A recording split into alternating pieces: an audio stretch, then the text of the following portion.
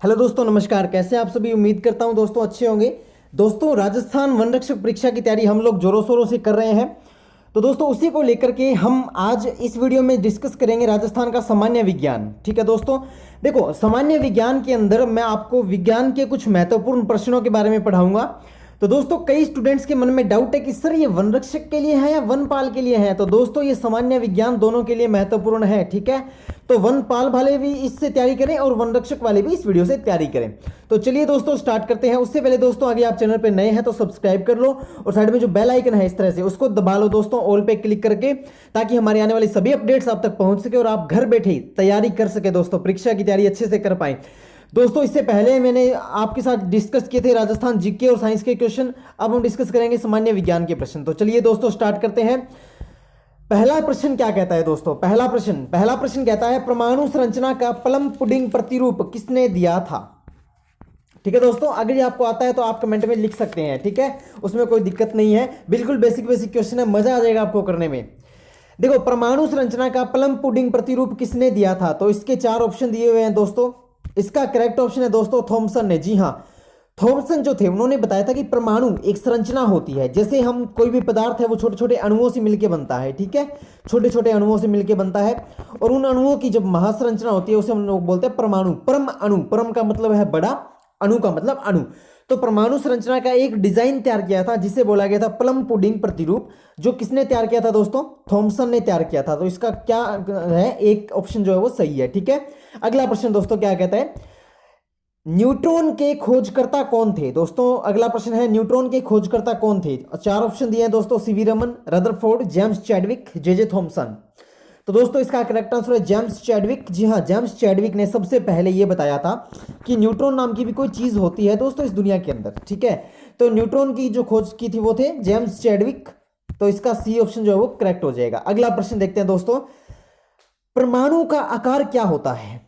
ठीक है, परमाणु का आकार क्या होता है दोस्तों? ये ऑप्शन दिया आपके पास 10 की घात -3। तो दोस्तों इसको ऐसे पढ़ो, 10 की पावर -3। पेपर में ऐसे भी लिखा सकता है 10 की पावर -3, 10 की पावर -8 यानी कि घात। ठीक है, जैसे मैथ में अपने लिखते हैं। तो दोस्तों ये ऐसा लिखा हुआ है। ठीक है, मैं साइड में लिख देता हूं, 10 की पावर -3, 10 की पावर -8, ठीक है, 10 की पावर -5 और इनमें से कोई नहीं।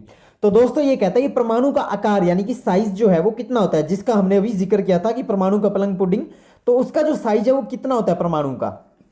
तो दोस्तों बी जो है वो इसका सही आंसर है। परमाणु का आकार जो है वो होता है दोस्तों 10 की घात -8। ठीक है, तो 10⁻⁻8 जो है वो इसका आकार होता है। इतना छोटा सा आकार होता है दोस्तों। ठीक है, 10 की पावर -8 आप देख सकते हो ऐसे 1/1 2 3 4 5 6 7 8 यानी कि 0.000000001 इतना छोटा आकार होता है उसका। ठीक है दोस्तों, तो इसका करेक्ट ऑप्शन है 10वां या 10 की घात -8 यानी कि बी, यानी कि दूसरा इसका सही आंसर है। अगला प्रश्न देखते हैं दोस्तों क्या कहता है, एनोड किरणों की खोज का श्रेय किसको जाता है? चार ऑप्शन दिए हैं दोस्तों। तो इसका करेक्ट ऑप्शन है ई गोल्डस्टीन को। किसको जाता है दोस्तों?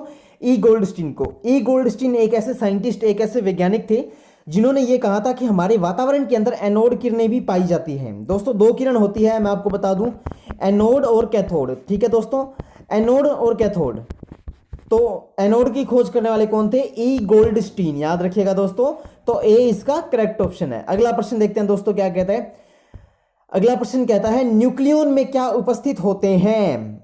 तो बताओ, प्रोटॉन और इलेक्ट्रॉन, प्रोटॉन और न्यूट्रॉन, न्यूट्रॉन और इलेक्ट्रॉन या इनमें से कोई नहीं। तो दोस्तों जो न्यूक्लियन होता है उसके अंदर बी प्रोटॉन और न्यूट्रॉन प्रेजेंट होते हैं। ठीक है दोस्तों, यानी कि पी और एन, पी पॉजिटिव और एन, ये दोनों आपके पास उपस्थित होते हैं। देखो दोस्तों, ये प्रश्न जो है वो 10वीं बेस तक के हैं, सामान्य विज्ञान के, बिल्कुल सामान्य विज्ञान के हैं। लेकिन अगर ये आपने 10वीं कक्षा तक की साइंस अच्छे से पढ़ ली तो आप इस प्रश्नों के उत्तर दे पाएंगे, वरना आप नहीं दे पाएंगे। और दोस्तों यही ऐसे ही क्वेश्चन पूछे जाते हैं हर प्रकार की सरकारी परीक्षाओं में, चाहे वो वन रक्षक वनपाल नहीं, चाहे वो कौन सी भी सरकारी परीक्षा हो, चाहे वो सेंट्रल गवर्नमेंट की क्यों ना हो। जैसे सेंट्रल गवर्नमेंट की आती है ना, जैसे एसएससी सीजीएल है, सेंट्रल गवर्नमेंट की है, आईपीएस आईएएस है, ये सेंट्रल गवर्नमेंट की है।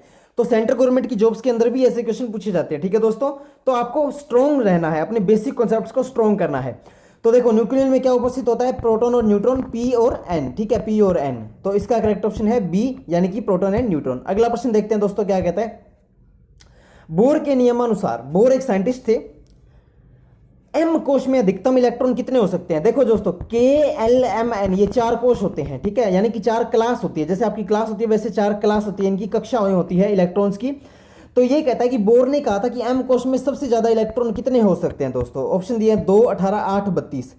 तो दोस्तों सबसे ज्यादा इलेक्ट्रॉन 18 हो सकते हैं, ठीक है। इसका फॉर्मूला मैं आपको बता दूं, ऐसा होता है 2, 8, 18, 32, ऐसे होता है के एल एम एन। तो देखो एम में 18, एन में 32, एल में 8, के में 2। मजा आया ना क्वेश्चन करने में दोस्तों? बिल्कुल शानदार ट्रिक, ठीक है। तो वीडियो को फटाफट लाइक कर दो शानदार ट्रिक के साथ। तो बी इसका करेक्ट ऑप्शन है, यानी कि 18। अगला प्रश्न देखते हैं दोस्तों क्या कहता है। अगला प्रश्न कहता है इलेक्ट्रॉन का द्रव्यमान प्रोटॉन से लगभग कितना होता है? भाई द्रव्यमान की बात पूछी है, मैंने आपको द्रव्यमान पहले बताया भी था, ठीक है। जो मेरी रेगुलर वीडियोस देख रहे हैं ना स्टूडेंट, वो अच्छे से समझ पाएंगे द्रव्यमान क्या है। वैसे ही मैं आपको बता दूं दोस्तों, द्रव्यमान होता है वेट इंटू ग्रेविटेशन, यानी कि उसका भार और उसके ऊपर लगने वाला गुरुत्वाकर्षण बल।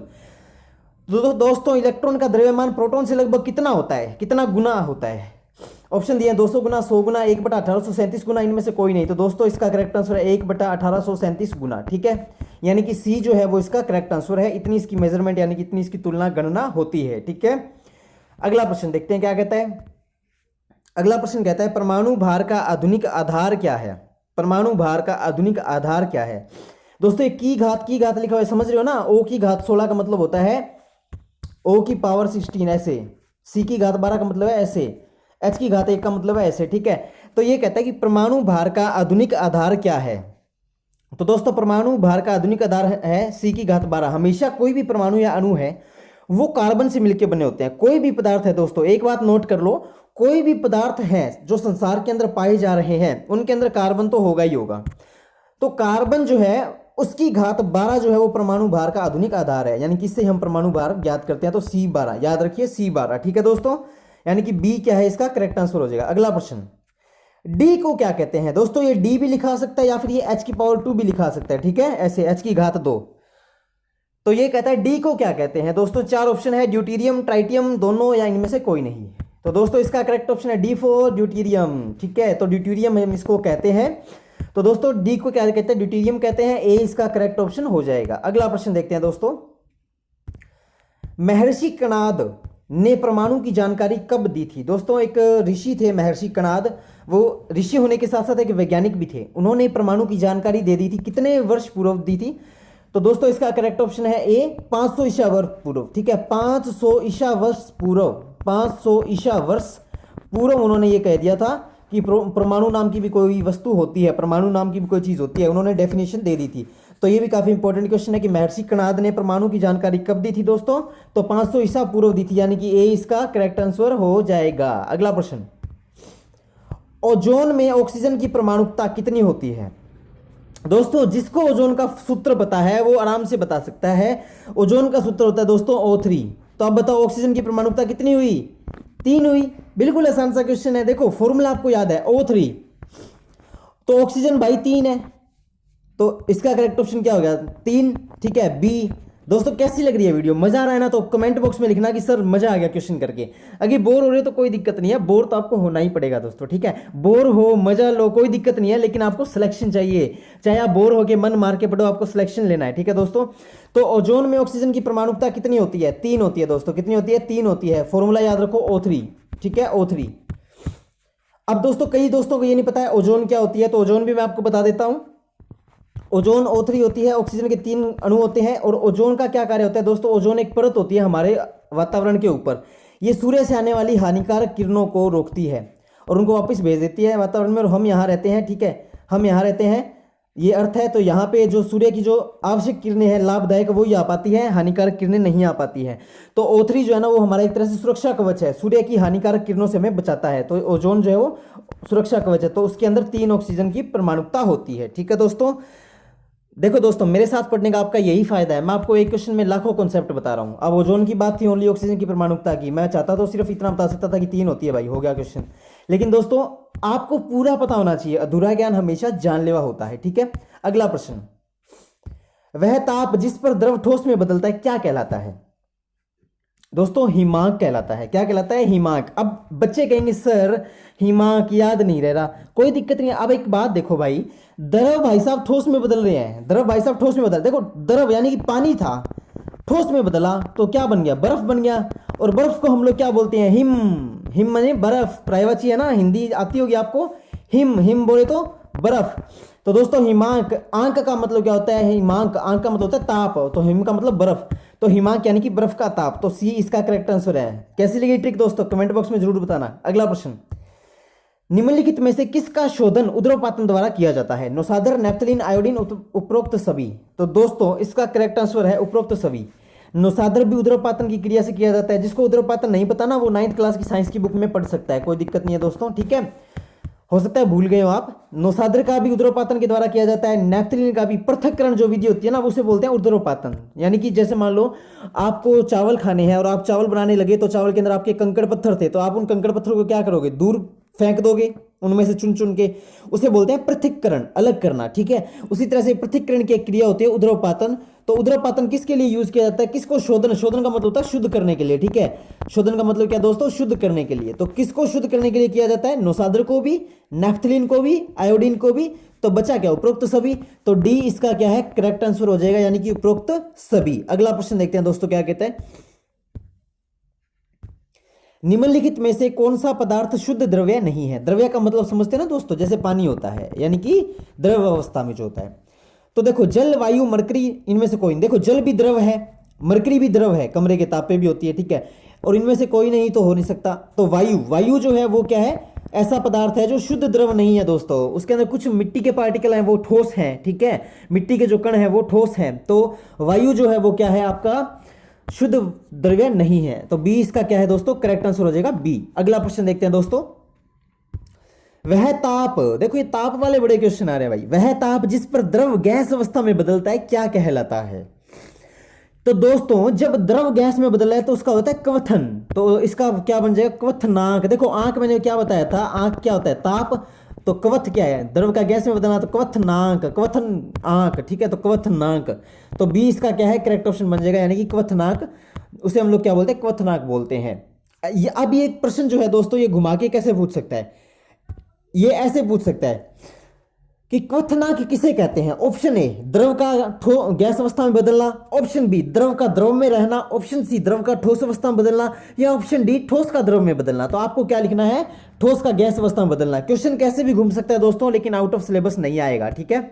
अगला प्रश्न, सोडियम का प्रतीक क्या है। यहां पे काफी सारे भाई बहन है ना, एस लगा के आएंगे, बड़े प्यार से एस पे टिक करेंगे, लेकिन ये बिल्कुल गलत होगा दोस्तों।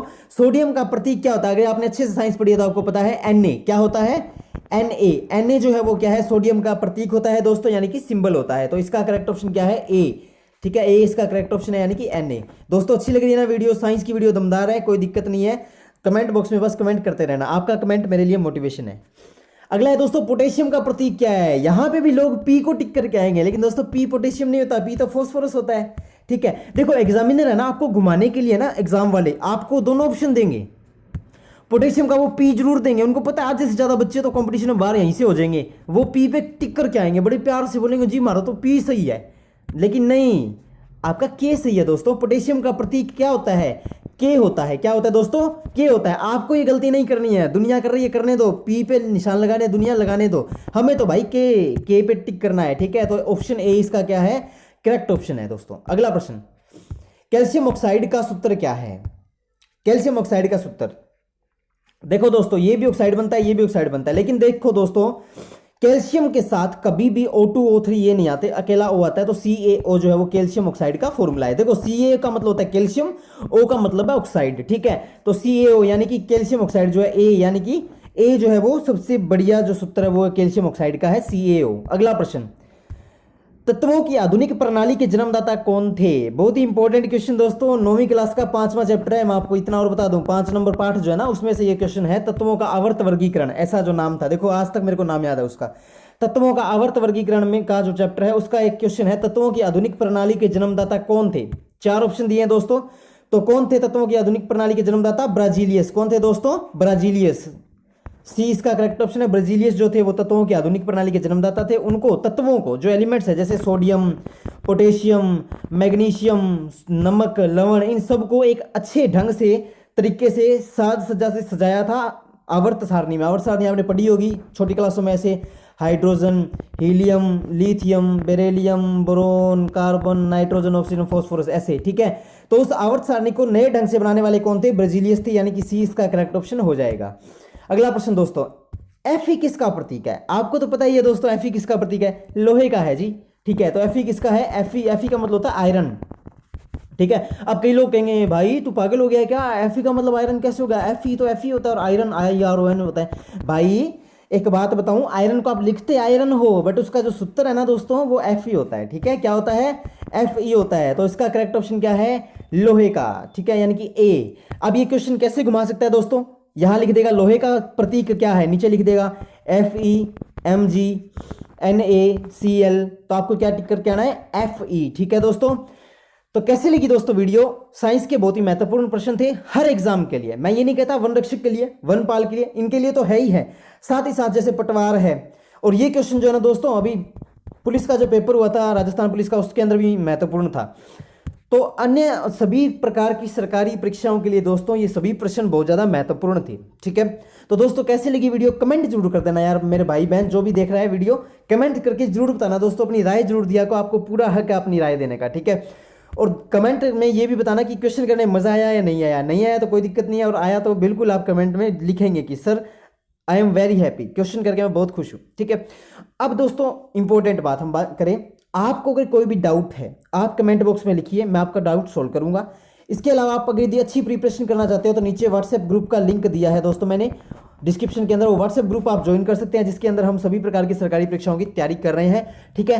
Rajasthan forest guard, forest officer, इन सब की। और इसके अलावा दोस्तों आपको ऐसा चाहिए कि आपको एक ही प्लेटफॉर्म पर सभी वीडियो मिले, तो इसके लिए मैंने दोस्तों एक प्लेलिस्ट बना रखी है इस चैनल के ऊपर, राजस्थान फॉरेस्ट गार्ड एग्जाम 2020। इसके ऊपर जब आप दोस्तों जाओगे तो आपको फॉरेस्ट गार्ड की जितनी भी, फॉरेस्ट गार्ड नहीं अकेला, फॉरेस्ट ऑफिसर भी, उन सब की A to Z वीडियोस आपको मिल जाएंगी, ठीक है दोस्तों। तो दोस्तों चैनल को ज्यादा से ज्यादा प्यार दें, लोगों तक शेयर करें, ताकि लोगों को भी पता लगे कि हम लोग पढ़ रहे हैं, ठीक है। और उन लोगों को भी कहो कि वो यहां से पढ़ सकते हैं बिल्कुल आसान तरीके से। देखो दोस्तों बिल्कुल आसान तरीके से पढ़ा रहा हूं आपको, ठीक है। आपके डाउट 2 घंटे के अंदर अंदर सोल्व कर देता हूं। मान लो किसी भाई ने कमेंट किया, मैं बिजी हूं तो मैंने कमेंट नहीं देखा, लेकिन मैं 2 घंटे के अंदर अंदर हर कमेंट का आंसर आपको दे देता हूं, ठीक है। 2 घंटे लगने ही नहीं देता दोस्तों। तो दोस्तों कैसी लगी वीडियो? मिलते हैं नेक्स्ट वीडियो में, तब तक के लिए दोस्तों जय हिंद, जय भारत, जय राजस्थान। अपना ख्याल रखें, सुरक्षित रहें, बाय बाय, टेक केयर।